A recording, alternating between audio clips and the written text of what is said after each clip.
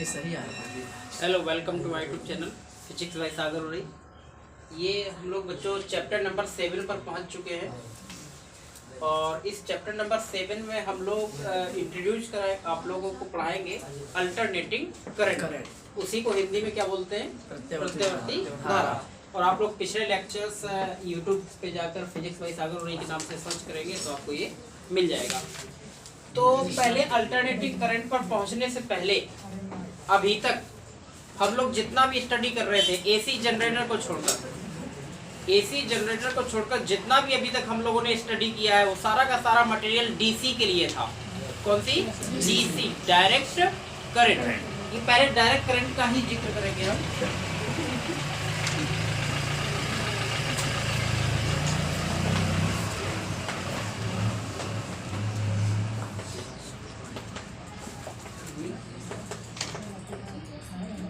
देखो, इंट्रोडक्शन चल रहा है। इस इंट्रोडक्शन में हम आपको बताते हैं ये डाल लीजिए हेडिंग, डायरेक्ट करंट। इसी को शॉर्टकट में क्या बोलते हैं? डीसी। और हिंदी में बोलते हैं इसको दिष्ट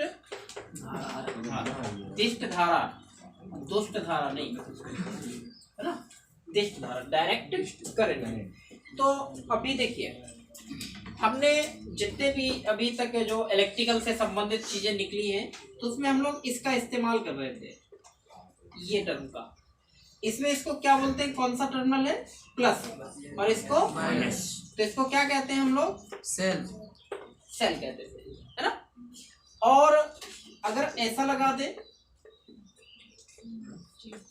ये क्या हो गया? कई सेल हो गए, ठीक है ना।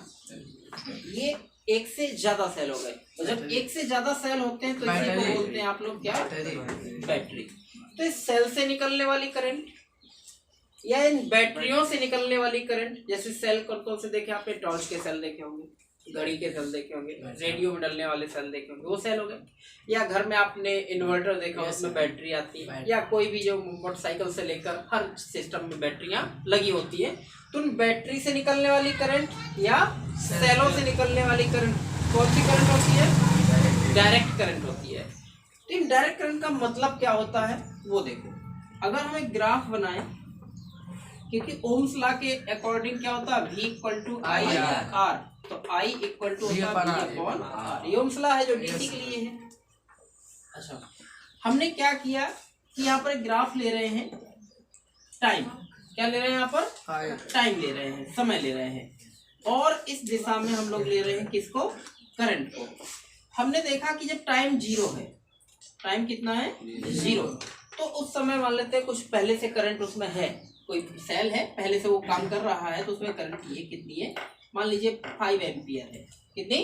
5। जैसे समय यहाँ t से बढ़कर 1 सेकेंड, 2 सेकेंड, 3 सेकेंड ऐसे बढ़ा जा रहा है, 4 सेकेंड या 5 सेकेंड।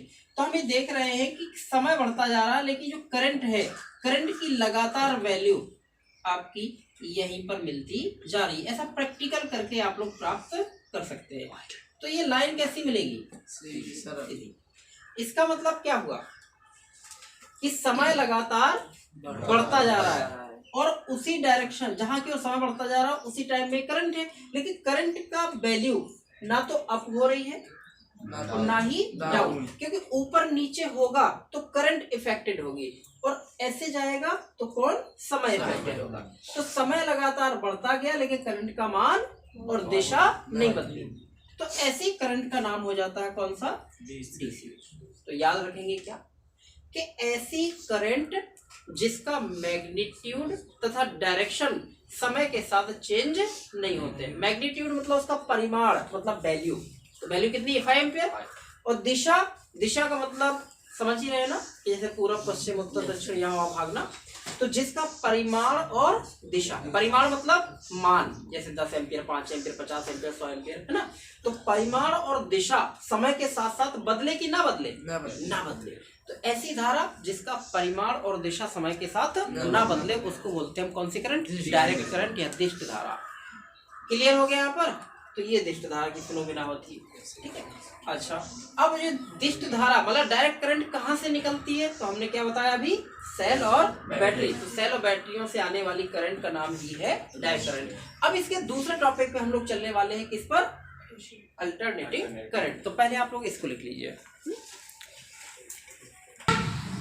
देखिए अल्टरनेटिंग करंट में अब हम लोग बता रहे हैं, अभी हमने डायरेक्ट करंट पढ़ी है डीसी, अब हम लोग क्या पढ़ने वाले हैं, अल्टरनेटिंग करंट। इसी को शॉर्टकट में क्या बोलते हैं, एसी, हिंदी बोलते हैं प्रत्यावर्ती धारा।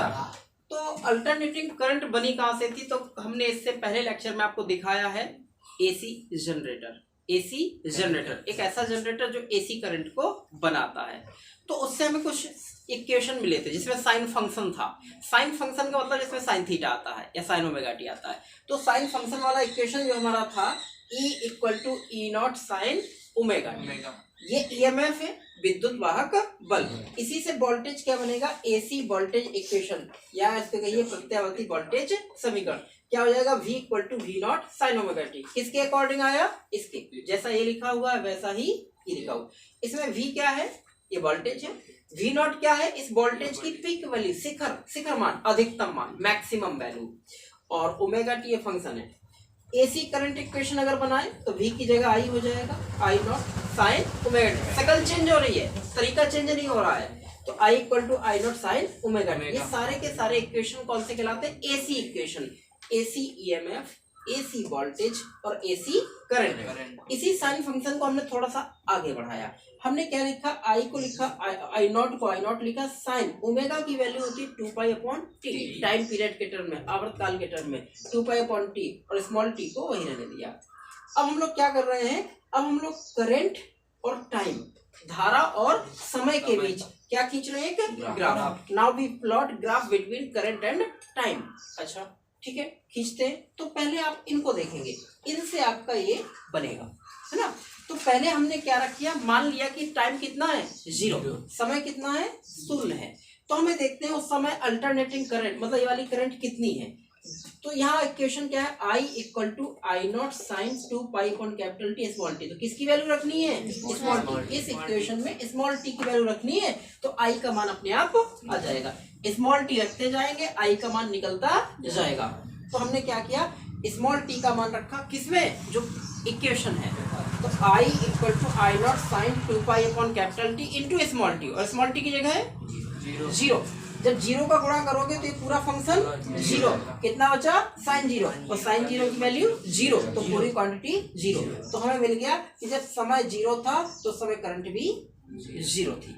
दूसरी सिचुएशन, इफ लगा हुआ टाइम कितना, T/4, ये कैपिटल T क्या है, आवर्तकाल, टाइम पीरियड। टाइम पीरियड क्या होता है, एक पूरा चक्कर लगाने में लगा समय। अब हमें एक पूरा चक्कर नहीं लगाना है, उस पूरे चक्कर का कितना हिस्सा, 1/4, चौथाई, 1/4। जैसे हम कहें 100 रुपये, 1 रुपये का 1/4 कितना होगा, 25 पैसे। हाँ, तो वो हो जाएगा T/4।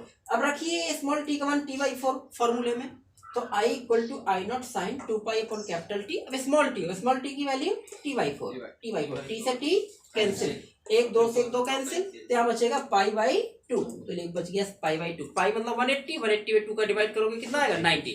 तो साइन 90, तो साइन 90 का मान 1, तो 1 का गुणा I0 में करोगे कितना हो जाएगा, I0। अरे कैलकुलेशन है, कर सकते हो घर से भी। अब अगली सिचुएशन में हमने क्या किया, टाइम को थोड़ा सा और बढ़ाया।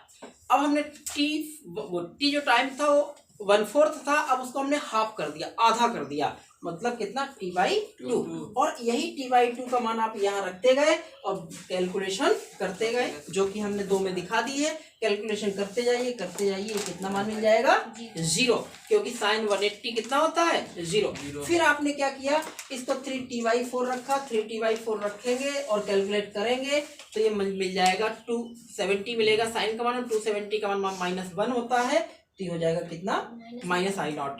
फिर आगे चल के आप रखेंगे इसका मान t, मतलब पूरी साइकिल आ गई है।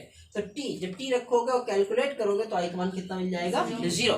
तो हमें करंट के मान मिलते गए, कितना, time 0, current 0, time 1/4, current maximum, time आधा, करंट 0, टाइम 3/4, 3/4, करंट मैक्सिमम, लेकिन डायरेक्शन अपोजिट, दिशा बदल गई। हाँ, फिर आपने देखा समय टी हो गया तो फिर से ये जीरो। तो करंट किस किस के बीच झूल रही है, करंट किस किस के बीच चल रही है, देखो zero maximum, zero opposite direction में मैक्सिमम, फिर जीरो फिर मैक्सिमम, फिर जीरो फिर अपोजिट डायरेक्शन मैक्सिमम। इसका मतलब है इसका मान बदल रहा है जीरो से मैक्सिमम के बीच। तो इसका ग्राफ बनेगा कैसा, ठीक है।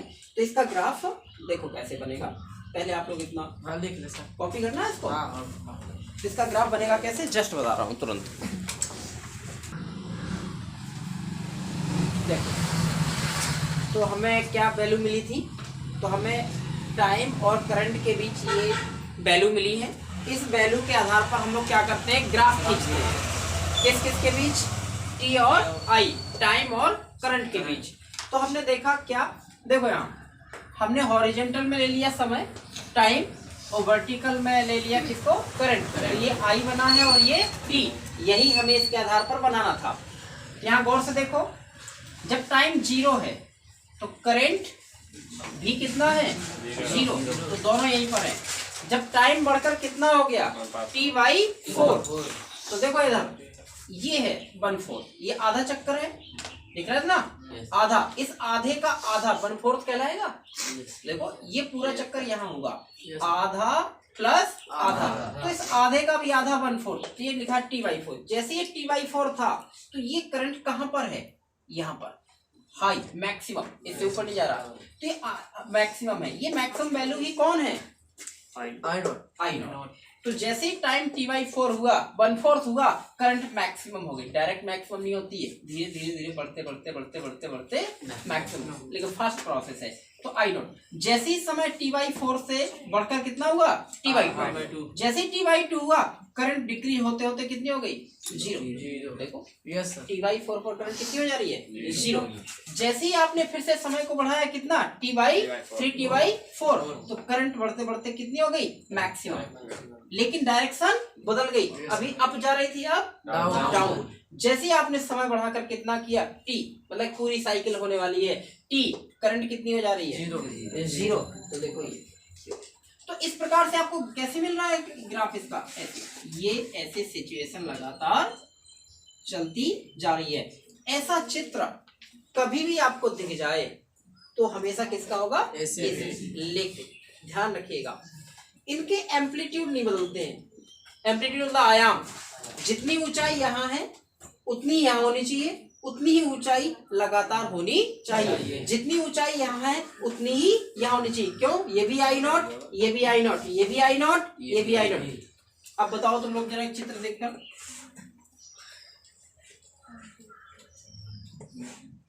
क्या ये, अगर हम ऐसे कहते हैं प्लस माइनस है, क्या ये एसी है, क्यों नहीं है, उसका आयाम कम है। हाँ, इसकी ऊंचाई देखो पहले ज्यादा थी, फिर कम होगी, कम होते होते होते खत्म हो जा रही।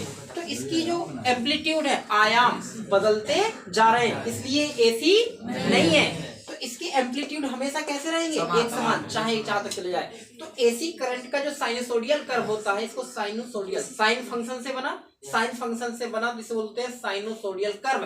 हिंदी बोलते हैं जया वक्रीय, क्योंकि हिंदी में जो जया होता है उसको साइन बोलते हैं। कॉस को कोज्या, साइन को ज्या, टेन को टेंजेंट, मतलब स्पर्श ज्या, तो इसको ज्या वक्रीय समीकरण बोलते हैं, साइनोसोडियल। एक और आजकल चलता है बेटा, आजकल आपने सुना होगा डिजिटल डीजे, ना, हाँ डीजे, डिजिटल, आजकल जो सिस्टम चल रहा है वो डिजिटल। उस डिजिटल में ये वाले कर्व नहीं चलते हैं करंट के। उस डिजिटल में अगर आपने कंप्यूटर पढ़ा होगा तो ऐसे चलते हैं,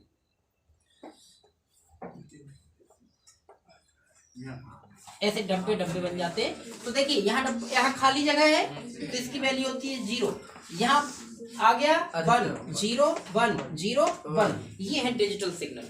ये कौन सा सिग्नल है, डिजिटल। जो कंप्यूटराइज्ड है वो डिजिटल सिग्नल ऐसे चलते हैं, और एनालॉग जो बिना कंप्यूटर के करंट चलती है वो ऐसे। तो ये एनालॉग सिग्नल और ये डिजिटल, एक बड़ा चैप्टर है, उसमें ये सब कुछ मिलेगा। तो फिर ये इसका जो परिभाषा है, डेफिनेशन है, वो क्या बनेगी। अच्छा क्या बताओ, ये बार बार चीजें रिपीट हो रही हैं। देखो आई कितना, I naught 0, I naught 0, I naught 0। तो बार बार, जैसे आपने पेंडुलम को देखा होगा, पेंडुलम बार बार अपनी गति को क्या करता है, वही दोहराता रहता है। ऐसी गति को आवर्त गति कहते हैं हिंदी में, पीरियोडिक। कौन सी गति? तो परिभाषा आप यह याद करेंगे कि वह विद्युत धारा जिसका परिमाण तथा दिशा समय के साथ आवर्ती रूप से, आवर्ती का मतलब अपनी सिस्टम को बार बार रिपीट करना। जब कोई सिस्टम अपनी गति को बार बार दोहराता है तो उसको क्या बोलते हैं?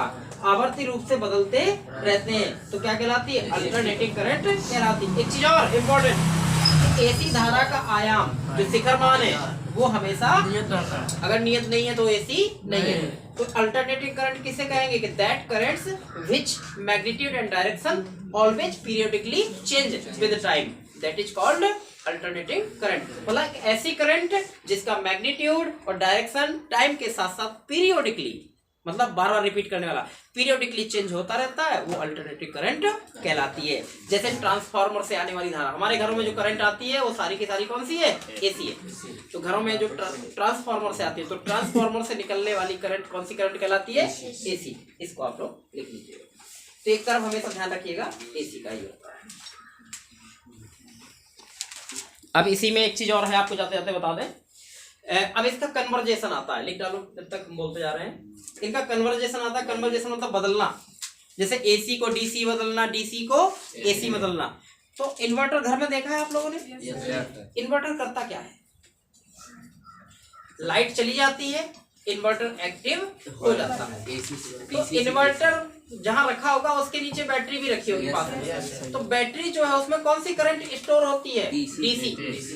बैटरी में कौन सी करंट भरती है? डीसी। अब लाइट चली गई तो जो डीसी बैटरी में भर गई, इन्वर्टर ने क्या किया? उस डीसी को बदल दिया इसमें, एसी में। तो फिर पूरे फंक्शन आपके घर के चलने लगे। तो इन्वर्टर क्या करता है? डीसी करंट को एसी करंट में बदल देता है, जिसलिए आपके घर के सब एसी फंक्शन चलने लगते हैं। ये तो हो गया। तो अगर कोई पूछे कि डीसी को एसी में किस डिवाइस से बदलते हैं, आपका आंसर इन्वर्टर। चलो अच्छा, एक और आपने सुना होगा रेक्टिफायर, नहीं सुना होगा? रेक्टिफायर भी एक ऐसी डिवाइस है जो एसी को डीसी में कन्वर्ट करती है। लिखते जाए आप लोग। तो एसी को डीसी में कन्वर्ट करने वाला रेक्टिफायर और डीसी को एसी में कन्वर्ट करने वाला इन्वर्टर। तो ये हम लिखवा देंगे। इतना याद कर लीजिए, आज के लिए इतना काफी है।